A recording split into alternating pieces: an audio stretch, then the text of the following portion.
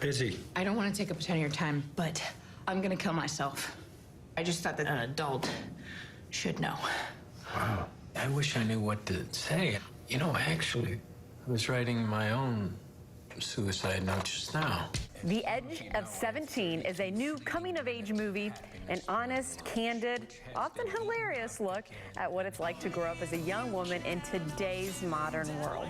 The movie stars Hailee Steinfeld, and she joins us this morning. Good morning, Hailee. How you doing? I'm good, thank you. How are you? I'm well, and I'm really excited to talk with you, and especially excited to talk with you about this film, because so often you hear these coming-of-age stories, and I've always wanted to ask the actress involved, are you picking on things that have happened in your real life, or is this completely different than how you were able to grow up? Is there no similarities whatsoever? No, there are so many similarities. In fact, I think some people may think the opposite, which I've had that conversation before where somebody's like, I was homeschooled through high school, so I didn't get that traditional high school experience. And somebody said to me once, like, oh, you totally bypassed all the high schoolness of high school. And I really, truly feel like that's just growing up and being a teenager. And I really was able to express all of what I've felt in the last couple of years in my life through this character in this movie, because I have felt so many of the same things that she has.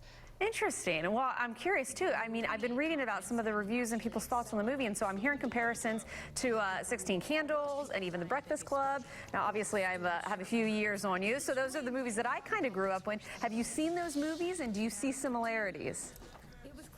Yes, I absolutely have seen those movies. I think one thing that's so great about them is that they are called timeless and classic for a reason, and that is because I get to feel like those films were for me.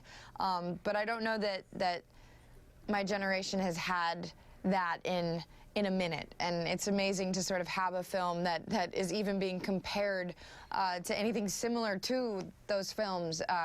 It's an honor, so I really truly hope that it has the same effect on people on my generation as those films did on theirs. You know, being a part of a film like this, were you able to learn anything, or are there any messages that you hope younger generations can take away from this film? Yeah, I mean, I guess if I had this film a couple years ago, I may have learned something, but sort of being in it while making this movie, I guess discoveries were being made all the time about how to handle certain situations and how I could have handled certain situations in my own personal life.